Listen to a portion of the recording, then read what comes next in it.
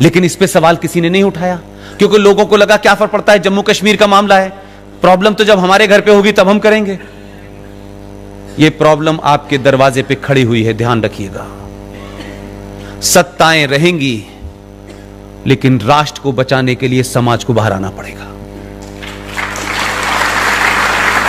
ये जिन खतरों की आप चिंता कर रहे हैं, उस खतरे की चिंता मुझे नहीं है। 4 राज्यों का देश, 20 करोड़ पॉपुलेशन। ऐसा लगता है कि भारत के सामने सबसे बड़ा चैलेंज पाकिस्तान है।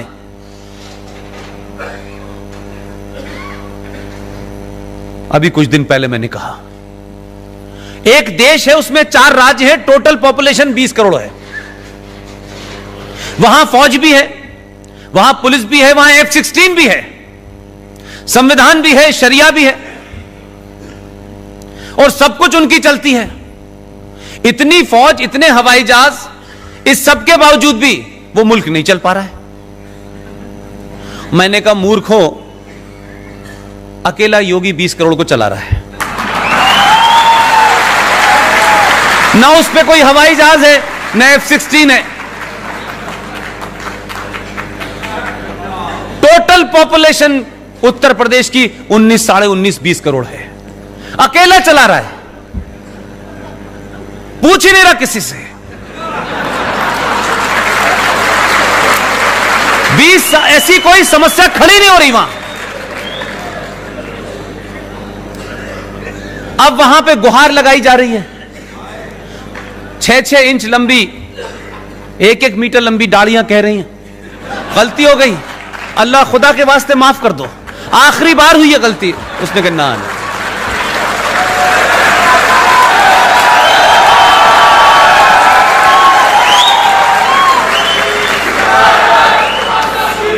इसलिए मैंने कहा कि धन्य है आप लोग, समय रहते अपनी गलती का एहसास कर लिया और सही लोगों को चुनाया आपने। मैं किसी सरकार का पक्षधर नहीं हूं, लेकिन जो सरकार, जो लोग इस राष्ट्र को बचाएंगे, उनके लिए कितना भी लड़ना पड़े लड़ूंगा।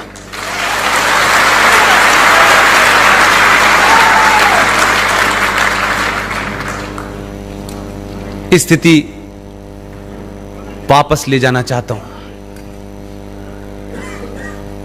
वो 70 साल से जम्मू कश्मीर की इस्लामिक हुकूमत से, जहां मुसलमानों की मेजॉरिटी थी, 90% कानून उस विधानसभा में एंटी हिंदू हुए।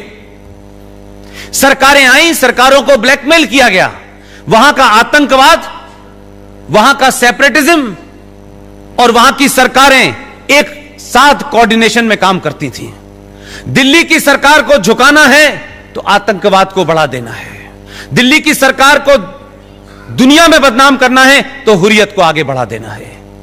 तीनों का ऐसा एपरेटस मिला हुआ था कि आप हुर्रियत को पुचकारते थे। और यह भी शायद आपको खबर नहीं होगी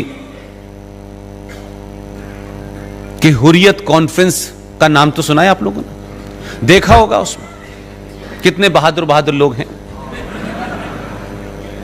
भारत सरकार 100 करोड़ रुपया पर ईयर उन पे खर्च करती थी। जो भारत के संविधान को आग लगाते हैं, जो भारत की सुप्रीम कोर्ट को नहीं मानते, जो भारत की पार्लियामेंट को नहीं मानते, जो उस जम्मू कश्मीर का विलय पाकिस्तान में करने के लिए मुहिम चलाते हैं, इस देश की बौनी सरकारों की मजबूरियां देखिए कि उन जैसे लोगों को एक आदमी का उठना बैठना, जाना, खाना पीना, बीमारी, उनके इलाज के ऊपर 100 करोड़ रुपया पर साल का बजट था। कोई पूछना ही नहीं चाहता। एक राज्य जिसका जीडीपी में 0% कंट्रीब्यूशन है, मेरे और आपके टैक्स से पलने वाले लोग इस देश में देशद्रोही पैदा कर रहे थे। हमारी पुलिस, हमारा भाई फौज का सबसे ज्यादा अगर भारत में अपने ही इंटरनल आतंकवादियों से मारा गया है, उस राज्य का नाम है जम्मू कश्मीर। हर मां ने अपने बच्चे को भेजा कि वो वहां जाएगा, बॉर्डर पे लड़ेगा, पूरा तंदुरुस्त भेजा। लेकिन जम्मू कश्मीर के अंदर जिस इस्लामिक आतंकवाद को सरकारों ने पनपाया, सत्ता पे बैठने का रास्ता देखा, वो बच्चे जो साबुत घर से गए थे वो वापस लौट के आए तो हिस्सों में नहीं थे।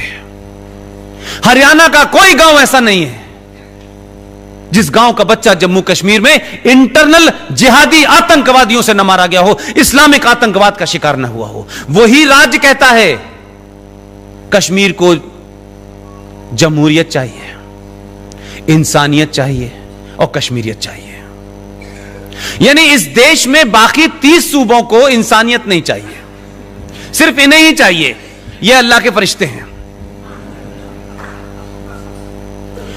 वहां 100 करोड़ से घटते घटते बजट ही समाप्त हो गया है।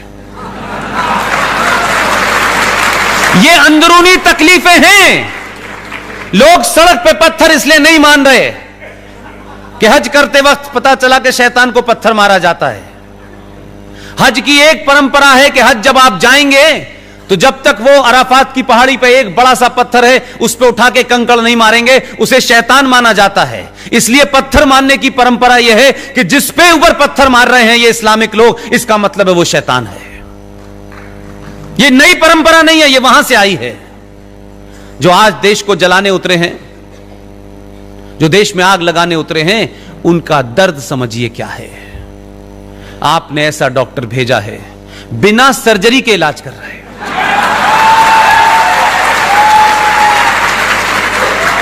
लोग एक बहुत बड़े कवि हैं, उनकी 2 लाइनें मुझे इस स्थिति पे ज्यादा अच्छी लगती हैं। वो कहते हैं कि न जाने कैसा ये आलम हुआ कि लोग हंसते हंसते रोने लगे, रोते रोते हंसने लगे। ये स्थिति वही है। धारा 370 और 35A नहीं हटी है। धारा 370 और 35A को बारीकियों में अगर आप जानते, जितना मैं 20 साल से पढ़ते पढ़ते थक गया, ये धारा नहीं हटी है। ये भारत के अंदर, आजाद भारत में बौने नेताओं के दबाव में पिछले 70 साल में एक पैरेलल सत्ता थी, जो इनविजिबल सत्ता थी, जो आदर्श सत्ता थी, उसको समाप्त कर दिया है। संकट यह है कि लोग कह रहे हैं 335, 370, 370, लोगों को पता नहीं है दर्द कहां हुआ है। ये जो एक मैं बार बार कह रहा हूं कि जैसे ही आप इस देश में संविधान की बात करेंगे, कुछ लोग कहेंगे नहीं, हमारा मजहब पहले है, हम आईन को नहीं मानते, हम शरिया को मानते हैं। जब उसने संवैधानिक तौर पे काम कर दिया तो बोले नहीं नहीं, हम संसद को नहीं मानते, हम भीड़ को मानते हैं। वो आदमी भी निराला ही भेजा है, वो इनको पूरा इस्लामिक बना के मानेगा, पीछे ही पड़ गया इनके। अल्लाह ने फरमाया है कुरान मजीद में एक जगह, मैं नहीं जानता कि वो कुरान पढ़ के आए हैं या नहीं पाए हैं, या उनके एडवाइजर उन्हें बता रहे हैं, लेकिन काम ठीक राह पे हो रहा है। कुरान मजीद में एक जगह लिखा हुआ है, क्या मुसलमानों, मेरे ऊपर ईमान लाने वाले लोगों,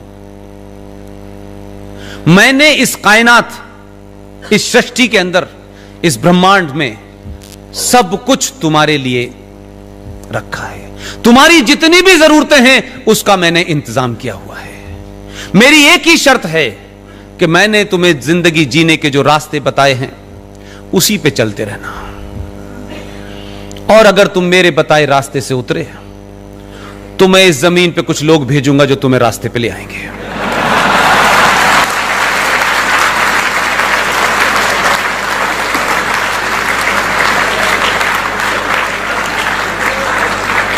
इसलिए मैंने कहा पढ़ना बहुत जरूरी है। अभी तो एक ही ने पढ़ा है कई करोड़ों में से। अगर आप सबने पढ़ लिया तो ये फिर पत्थर अपने ऊपर मारेंगे, ध्यान रखिएगा। आपको लड़ने के लिए कुछ नया नहीं करना है, कुछ नया नहीं करना है। जो सरकार में बैठे हैं, जो सरकार को करना चाहिए था, वो सरकार पहली बार कर रही है।